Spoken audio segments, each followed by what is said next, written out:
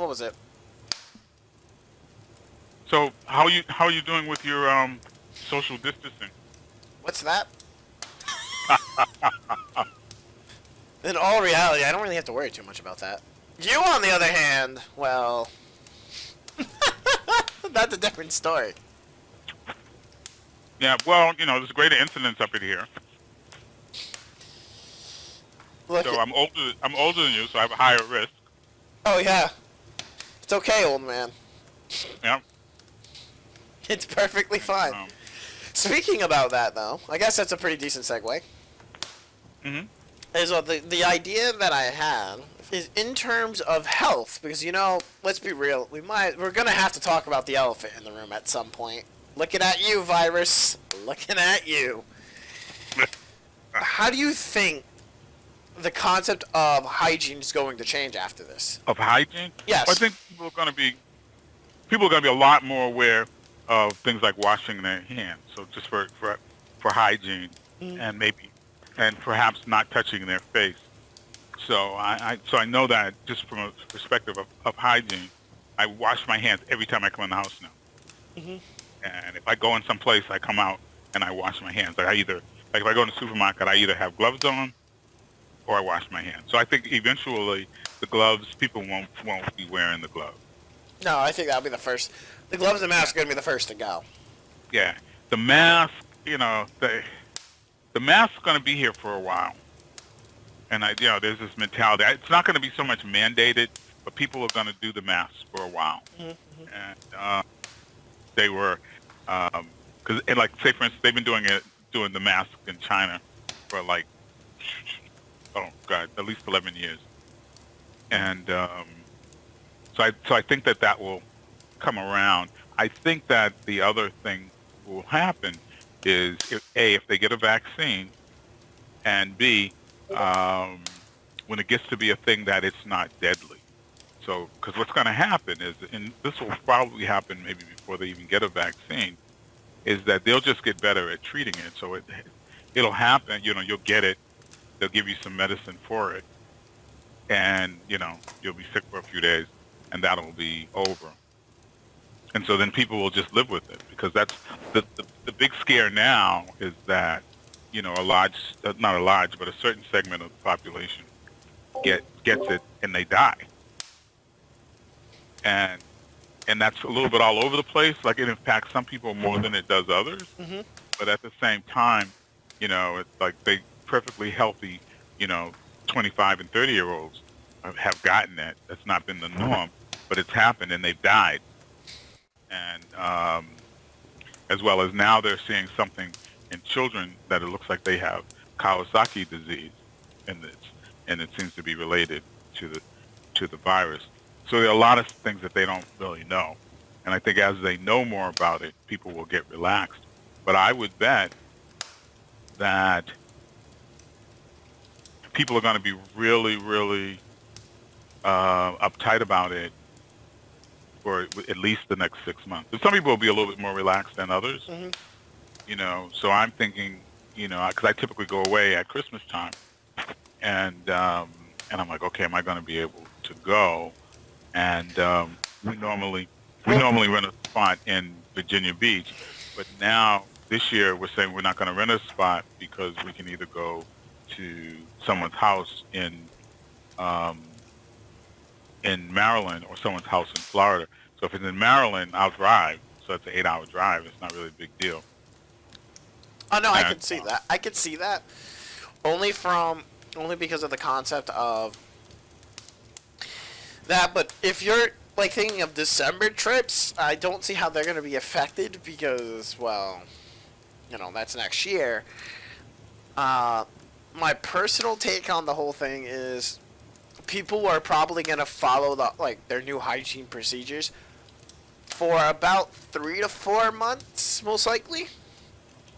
mm, Like I want to say the peak after the virus is said and done, and after it no longer is considered a public safety concern.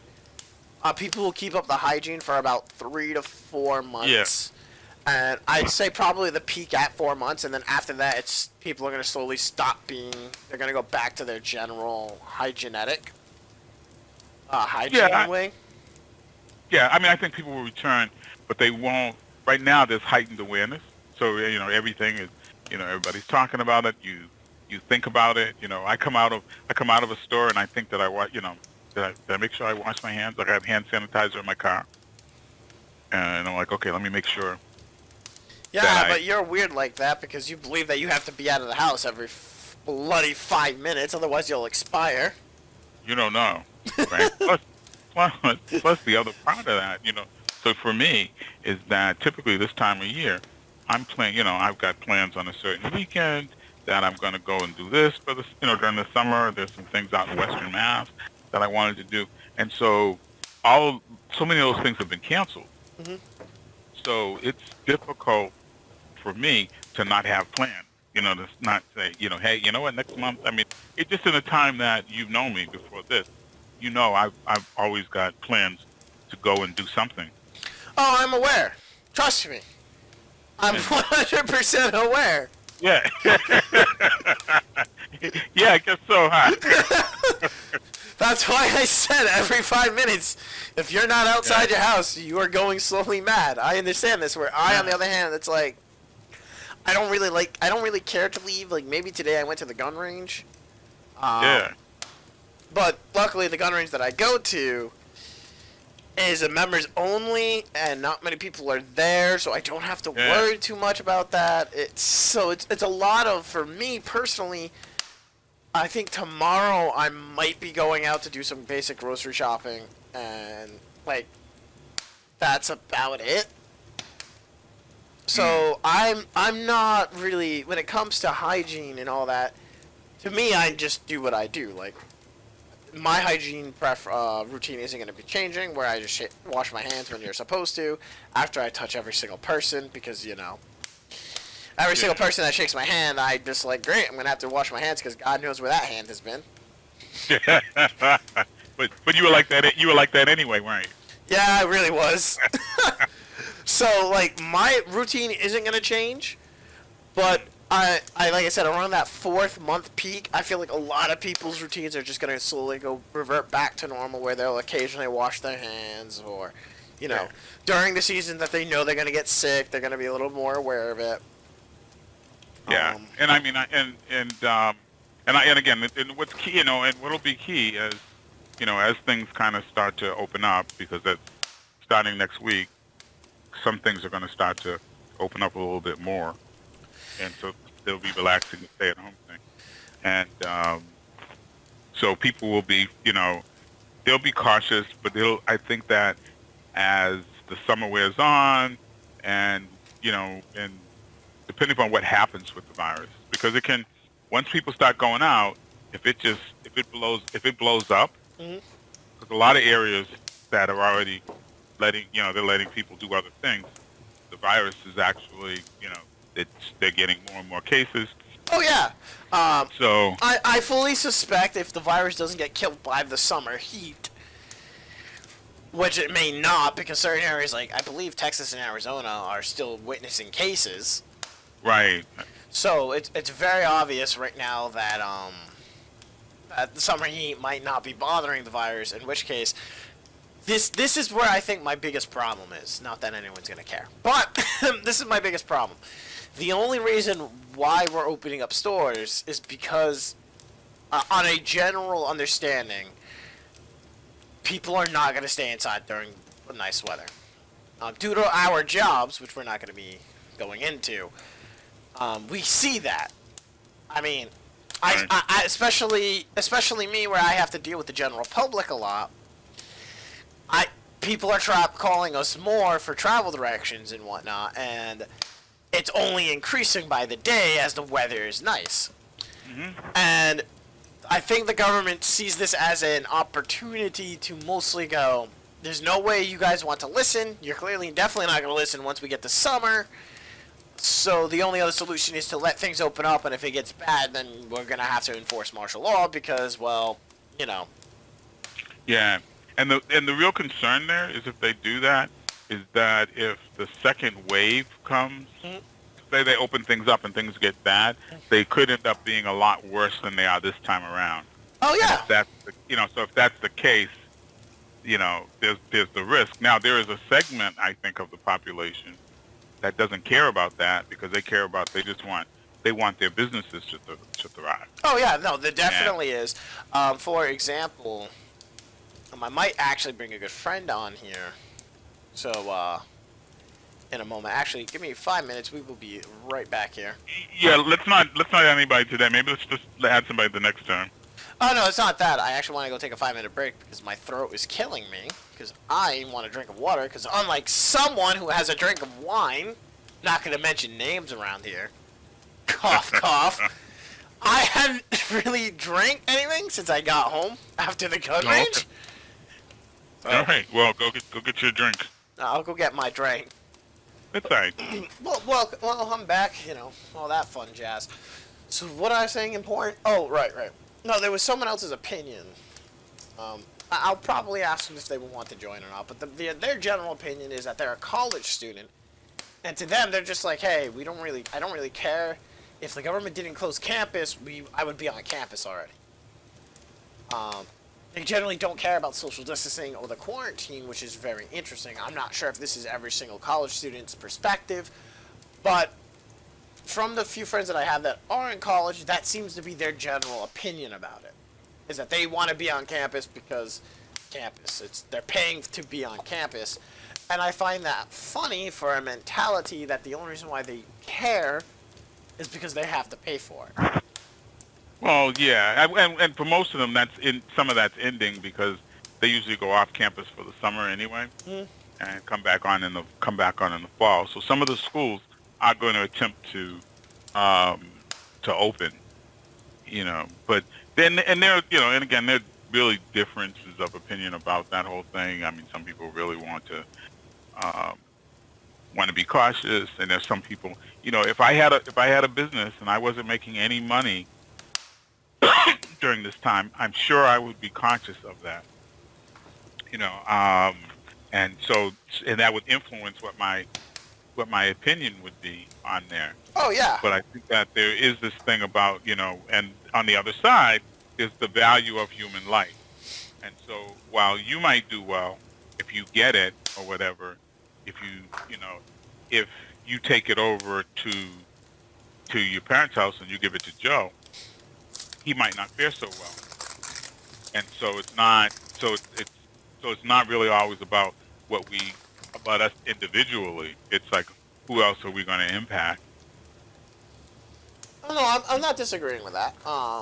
Yeah, but I do understand the other perspective. Again, if I have my business and my bills are piling up and I'm not getting any income, even though government's really made a lot of ways for people to get income for some people, and but your perspective changes based on what your situation is, and for some people, situationally, it's like, well, damn, you guys got to do something.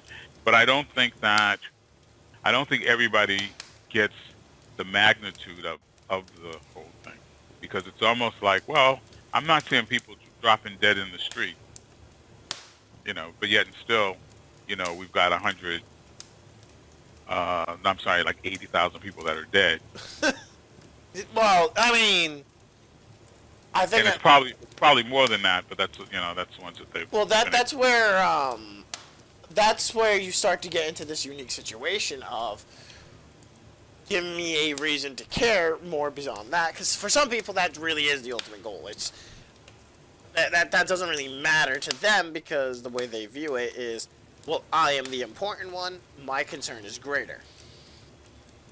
Right. And so I think that, yeah, and there are some of us that, or some people that kind of are concerned more about the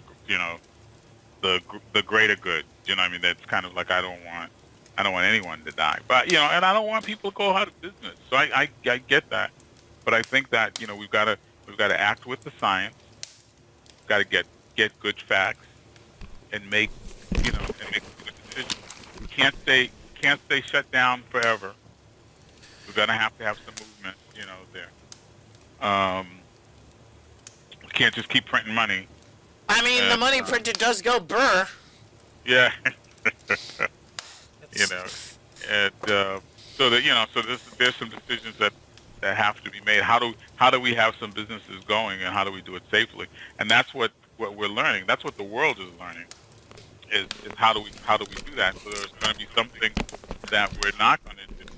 But again, it's interesting. Is that just people, just humans in general, right? Are we going to like not meet people because anybody you meet is going to be a possible carrier? So you're not going to meet or ever touch anybody. We're our humanity wants us to touch people. Well, at the same time, though, this is kind of where I have this really strange argument. It's a flawed argument. I really wouldn't call it an argument if I had a choice, but I am calling it one. Oh, that's cute. That just happened. Sorry about that, Yeah, that is kind of strange. What? How that happened?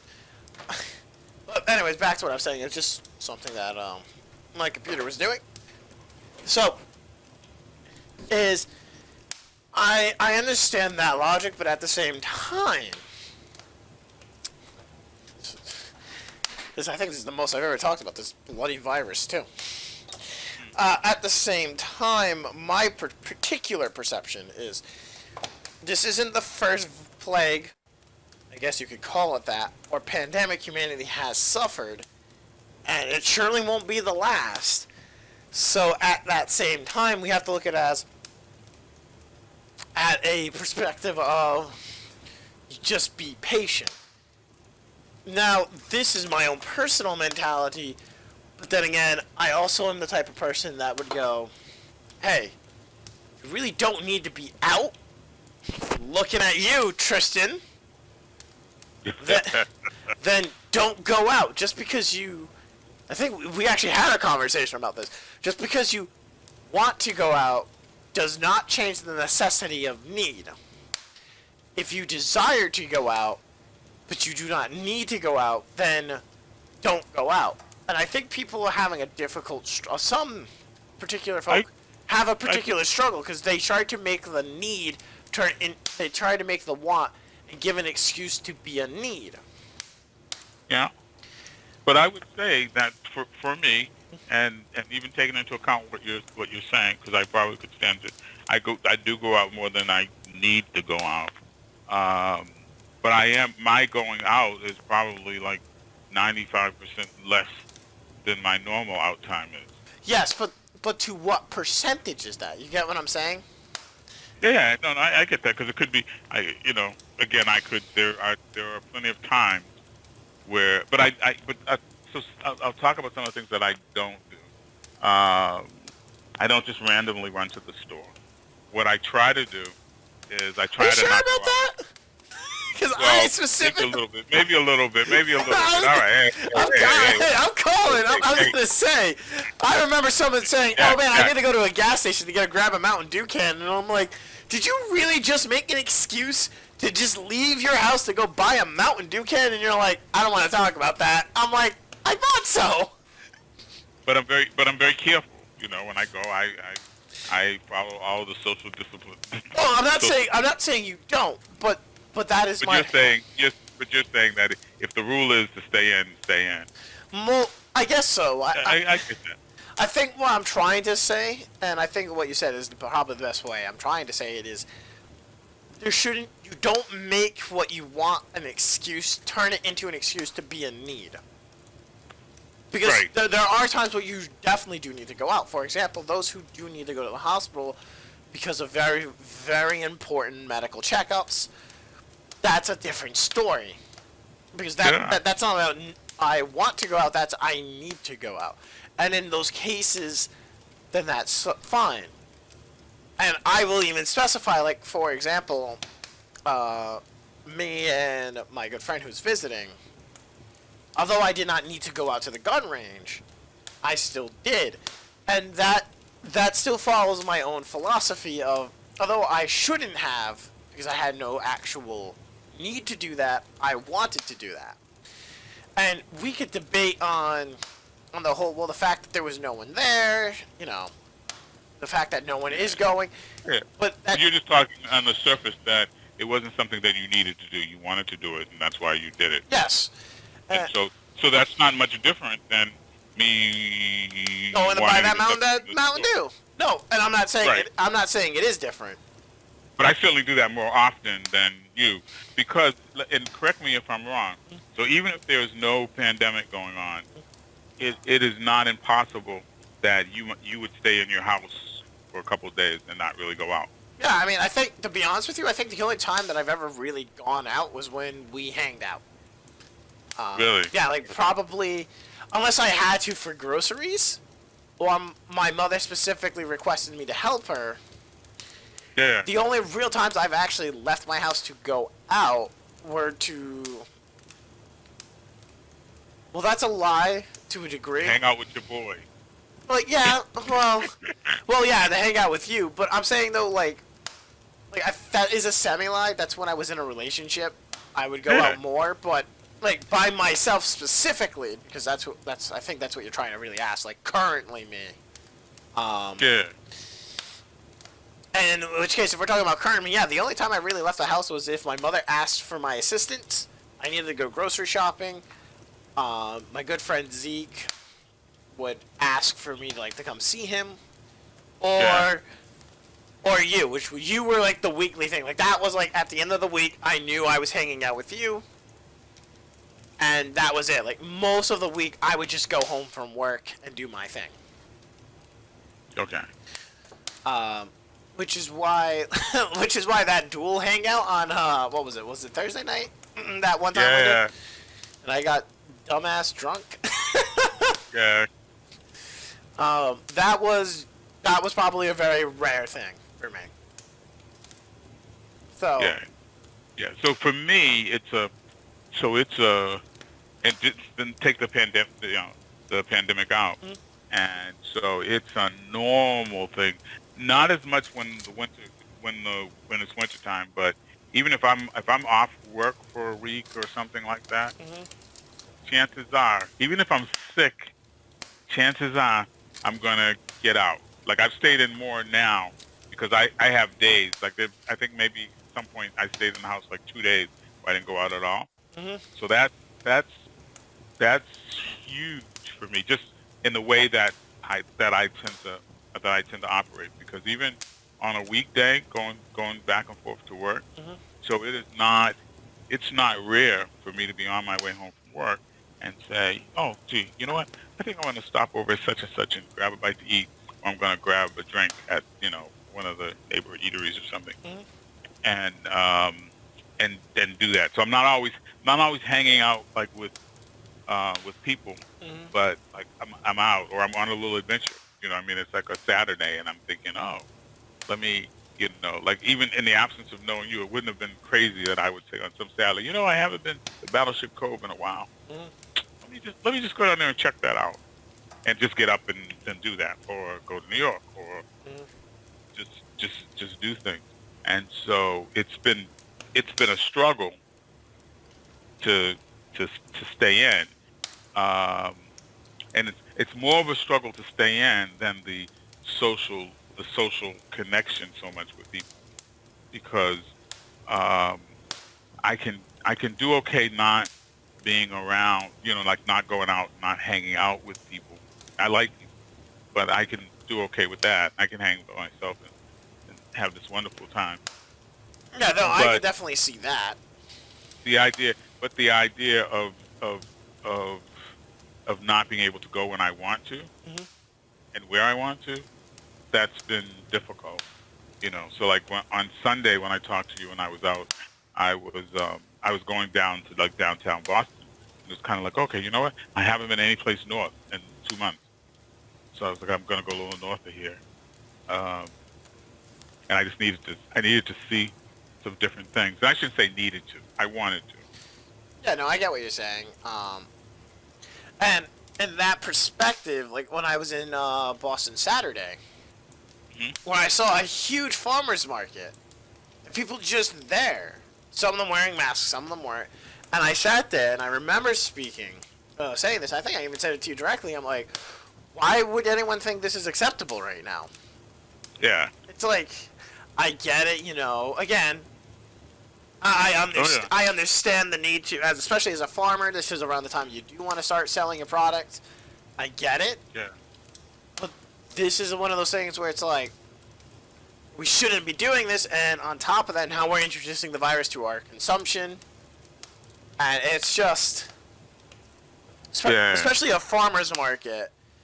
You really don't, 'cause to my knowledge, even though you're supposed to wash all the food, by the time that food, assuming that it gets contaminated, by the time that food gets to the house, the damage is going to be done.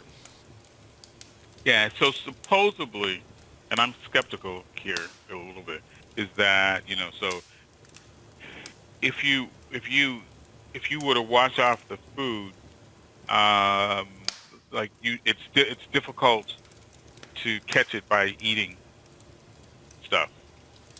Well, again, even if it's difficult, the fact is it's still possible. Now, Yeah. I'm not saying being like And I don't, and I'm not even sure about the difficulty. They've come up with difficult because they don't have any cases where they've reported that they have it. So that doesn't mean that it doesn't exist. and I'm not trying to be I'm not trying to say be Mr. Paranoid. I'm just simply going No, no, like, I'm not. It doesn't sound like that. it's one of those things where it's just like, hey, this is something that you should be thinking logically. In this particular term, because that makes sense. Now, Yeah. and I think that bothered me so much in terms of the reason why I was in Boston, because I had to go pick someone up from the airport, Yeah. and that right there, and it was funny too, because there was a police officer right there, and I'm just sitting there, and I'm like, I wanted to know why, one, he's not enforcing the whole, most people aren't wearing masks, and two, why none of these people are also wearing gloves because they're touching food. Yeah, because there's no mandate on gloves. I'm not saying there's no mandate on gloves. Yeah. I'm saying, like, for example, if you were to go to a farmer market and during a pandemic, you would want to wear gloves. Because again, I would want to, and I would think that everybody would do it. So I get what you're saying. However, because of the way that our freedom is sometimes there's only so much that you can do. and So I would think that it's not smart to go to a farmer's market mhm, at that particular time. and this But let me say this, right? So this is the comparison. So you buy some fruit at a farmer's market and it's outside, and so the way that the virus works, the concentration of the virus ends up being somewhat what the issue is. And so when you're in closed places, just when people breathe and exhale, you're getting exposed. So it's not a lot different than you go into the produce section of Stop and Shop where you're inside and you've got people and they're not moving around. oh yeah, no, So and I I think people use that to justify it. oh definitely. Just to, you know, um, but yeah, so I'm surprised that they had, like a farmer's market, because my thing with the farmer's market is you're drawing a crowd of people. So we're not, and it seems that we're, on the one hand, trying to avoid drawing crowds of people. Oh yeah, But in this particular case, that it's not so. So they are, drawing a large. and this goes into a great, my next great question here is, when do we start sacrificing freedom to start saving lives? Oof. Right. That's a tough question, because you and me have two very different perspectives on this. You are very much I draw the line here type of guy. Yeah, but I think so. This is my thing. So in terms of not spreading, not in my part of not spreading the disease. So and obviously this is prejudice, but I would say that so your refusal to wear a mask more of a violation than me getting in my car and driving somewhere. Right, and so when sorry to interrupt you, but what do you mean by prejudice? I believe that's the word I heard. I could be wrong. Yeah. So I said I'm prejudiced because obviously, and my prejudice is I'm defending what I do, right? So obviously, it's kind of like so I do this. So So I do have a leaning towards, oh yeah, so I do this, so of course it's a little bit more right because of what I did, Mm, So to be impartial would be, nope, I don't do any of these things, mhm. right? I stay in the house, and and I only go out for an emergency, and then I only use a mask, and so and I and so to me, I'm kind of like, okay, but I do practice the social distancing. Mhm, mhm. Uh, I stay 6 feet from people. It's been very, very, very rare that I've like touched anybody, and uh, that's been really rare. And then, Sorry, I couldn't. When you said yeah, that, oh man, I'm a little immature. But so I think we should go back to that question. And so, where? Because I did sidetrack too. So when do we start giving up personal freedoms for health and safety? And I don't know, I don't know the answer on that. The reason is that, so I think we all have to sacrifice something. mhm, But the whole thing is when we start to give up our personal freedoms, mhm, as people take away our personal freedoms, uh, there's always a chance of not getting them back. mhm, We have to. We just can't blindly do them. We can't randomly do that, and we all have our own passions. mhm. Oh no, So I and definitely agree to that yeah. extent. For instance, would be if there are those that would think that the idea of people owning guns Mhm. is a health hazard, and there are some people that would want to put up a really strong argument about that, yada yada yada. Now, I would dare say that you'd feel quite differently about giving up your gun for people's safety, and that regardless of Yeah, no, I get what you're saying. because you'd make your own argument about it, and I'm not there to make the point about it because I don't have a problem with people owning Yeah, guns. no, no, I totally get what you're saying. I, so when you talk about the whole idea of that, it's complicated for those kinds of reasons, Mhm. right? So do I think that the personal freedom that we should have everything open, and everybody can just if you go out you're just stupid if you go out and Mhm. I don't think that we can do that, No, because I what totally happens get that. is that if this thing blows up, because we still don't know a lot about the virus, if it blows up and gets to a point that we don't have capacity, Mhm. because we're lucky in Massachusetts, there's loads of hospitals. If you're in the Boston area, you've got huge amounts of capacity just because of the number of hospitals that are here. Uh, but if things blow up to a point where you don't have capacity, and they have to decide who's going to get a ventilator and who's not going to get a ventilator, it's going to be the privileged versus the unprivileged. That's the way that that's going to end up being doled out for the most part. So, And, so oh, go ahead. no, sorry to interject here. So, what my viewpoint is on this is like where I draw the line. Mine is a really more simplified argument here. It's when the death toll starts to increase, starts to get alarming. So, if the death toll spikes dramatically, we're talking about. I don't know what the number is now, but so I'm just gonna throw a random number out, just for simple math. Let's say the death toll is at 100 people have already died to this virus, right? And Okay. all of a sudden, after this lift on the quarantine, it spikes triple from 100 to 300. That is when I would draw the line and simply just go, now we have to enforce because now Right. we just had a case of over 300%, or would it be Yeah. 200% in that case? Yeah. Well, from 100 to 3, it would be an increase of Yeah. 200% Ah, increase. But so that's good. And so one of the things that seems to be going on, and what they're seeing is that in some of the states that are totally opening up right now, mhm. that that their rates are jumping tremendously, Oh yeah, like and so so. that same thing will happen. So let me just make this other point Yep. though. So in China, one of the things that occurred was because they don't have a free government or whatever. When they shut it down, they shut it down. Oh yes. So in China, I would not be going out to get me a Mountain Dew. Oh no, Which because happened. you would end up in jail and probably executed.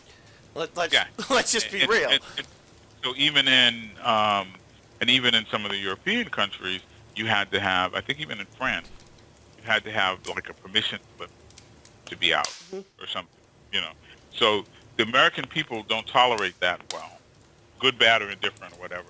We don't tolerate it that well. Now, will it perhaps have to get to something like that? It very well could, and that's going to be it's going to be very, very ugly, and because it just goes against our culture. But we live in a culture in America, particularly, where it's kind of like I want to do what I want to do. So that's what I'm saying, and that's why the question I pose is a little bit of a difficult one. Where my opinion would be, if the death increases by 200%, at that point, I would be fine if we had to go. No, now we are doing a total lockdown where, unless there is an extreme reason, you have to be out. You will not be out.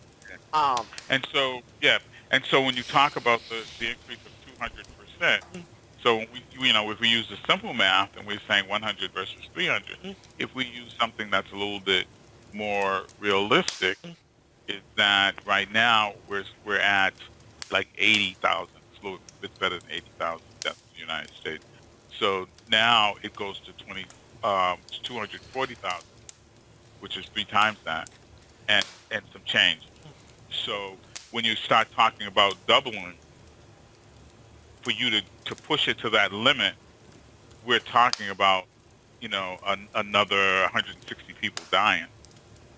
Okay, because like I said, I personally didn't know. I don't know at this moment in time. I don't know what the deaths were. So that's why I was using very simple numbers.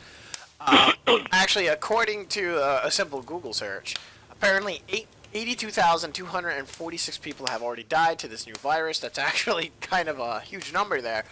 So yeah, and I only used 80 because it was easy for me to do the math with 80. No, I totally get what you're saying. No, that's why I picked the 2 simple numbers that I picked, because it was just, so if we had another increase, like I said, a 200% increase or more, at that point. Yep. Well, then we're talking about 246,000 to be on. Yeah. Correct. To the point where that starts to spike, and I'm saying that's consistent. Like every single day, 200% just keeps dropping like flies. At that point, not only what I would expect, and to a degree, I would also agree with this mentality that now we have to enforce this, because no matter how you come to this conclusion, it's nice to have freedom, but you cannot have freedom if you're also destroying yourself. Right. I don't disagree with that. So, I mean, don't get me wrong. I know a lot of people would be disgruntled. I know. I wouldn't be surprised. Do I think it would break out into riots if that were to happen? Probably not. I think a lot of people would just be mad, doing angry Twitter tweets, angry Instagram posts, calling complaint lines that they shouldn't really be calling, and writing a bunch of angry letters. But I don't think it would get to the point of rioting. So see, and that's where you and I disagree. So what I think is, so I think that if it gets to a point that you got to make that call, you got to make that call. Mm-hmm. And I would think, and this is based on the current state of the country, I think in a more civil time, you wouldn't have had riots. You'd have disgruntled people. Yeah. But I think that the country is now at an all-time height of divisiveness, and and not to just bring the politics in it, but there's a president that's in power right now that has almost said you need to riot if this happens. And so there are those that will take that as justification, that it's okay because it's unfair that they're making us stay in. And so our leadership model, for whatever reason, no matter whoever you like or dislike or whatever, it's just things are divided. So it's divisive, and I don't want to just get into the whole pointing the fingers. Yeah, You know, I get what I get I what you're don't like. saying. I personally don't like the guy in the White House. I don't want to make it be about that. Hmm. I just want to talk about how divided the country is right now on some things. Oh yeah, I totally get what you're And saying. um, and I've seen that in the midst of this, we spent more time and more energy on the divisiveness of this, and I think that um, that's gonna happen. You know, so it's scary times. I want to be wrong. If you know, I would this I'd be the happiest person in the world if it gets hot and this thing just dies out, Oh, everyone would be. right? That you know, so it's kind of like regardless of who I don't like or anything like that. Man, I don't care. So, well, I don't know how accurate this particular information that I sent you is. So I am taking this with a bunch of grain of salt. But I find it very interesting that Alaska only has 383 cases compared to Texas and Florida, the more tropical areas, and especially Texas, because Texas is huge, to my knowledge. I have not really been to Texas, but already has about 41,000 cases. That tells me, or suggests to me, that this thing prefers warmer temperatures. Yeah, it's not so much that it prefers density, right? So well, doesn't it prospers in density. So that's a whole part of the social distancing. Mm-hmm. So social distance, then you thin out the amount of people that are in the same place at the same time that can uh, can catch the virus. So the whole deal with New York, the whole reason that New York is the epicenter is because of the density. Oh yeah. You know, so New York has the most people, the most deaths in the United States, the most cases in the United States, and that's because in New York, just every day before they even started any of their social distancing, Mm-hmm. so many people are all on top of each other. You know, I don't know how much time you've spent in New York, but New York is it's just packed Oh yeah. I'm all the aware. time. Which is funny So just the because subway ride. which is funny because I mean that I know New York definitely is it, but I don't know why. I just have a very hard time believing that the top three states, well, the top two states besides New York is New Jersey and Massachusetts. Yeah. So a couple things.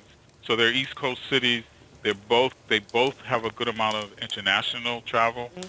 and then what's suspected is that the a lot of the people that came in with it initially weren't necessarily people that came directly from China. It was people that came through Europe, and so these are all gateway cities on the East Coast, Mm-hmm. right? And then on the other side was that people that actually come directly from China. Lots of them usually hit the West Coast, and they come over the Pacific to get here. Um, and then they both have a certain level. You know, all those places have a certain level of density. Mm-hmm. So you'll find in New Jersey that the cases are concentrated up in northern Jersey and not in southern New Jersey.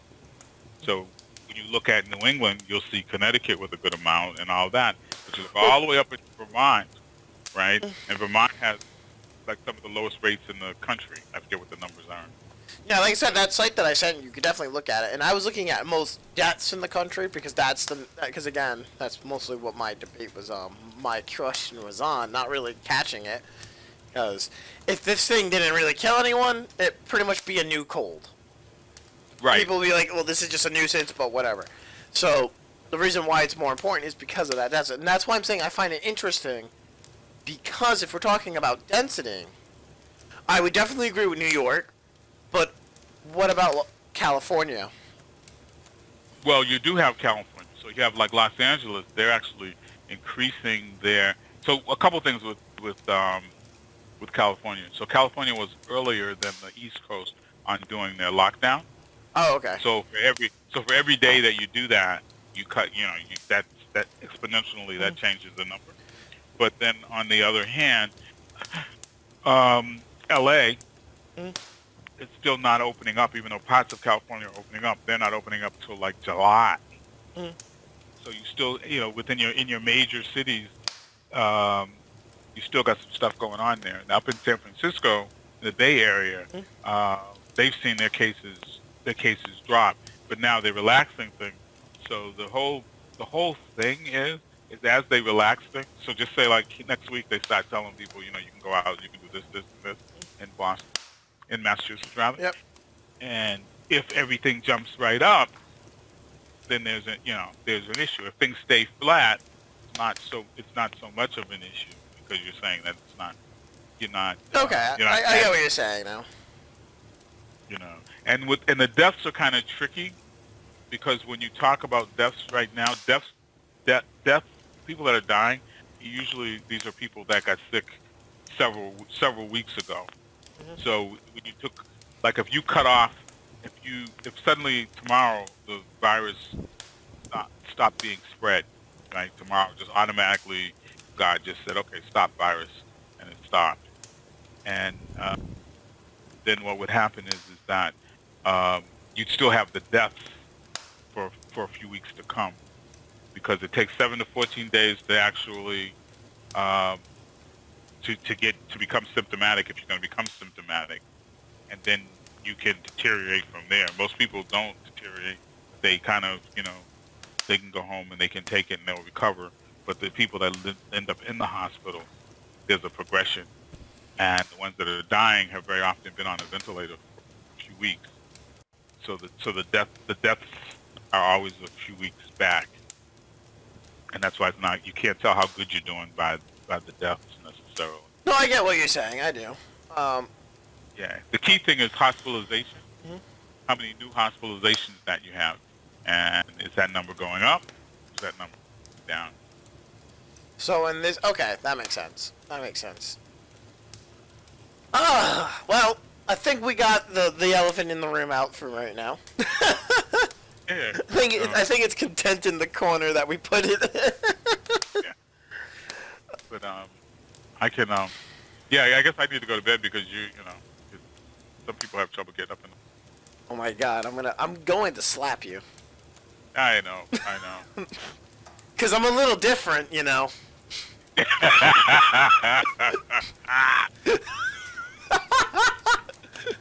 you notice I haven't said that all night.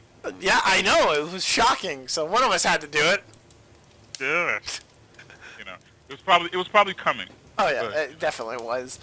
So anyways, thank you Tristan for definitely, joining me for this full hour here. Well, probably not a full hour, because yeah, I got to edit some stuff. So that's on point.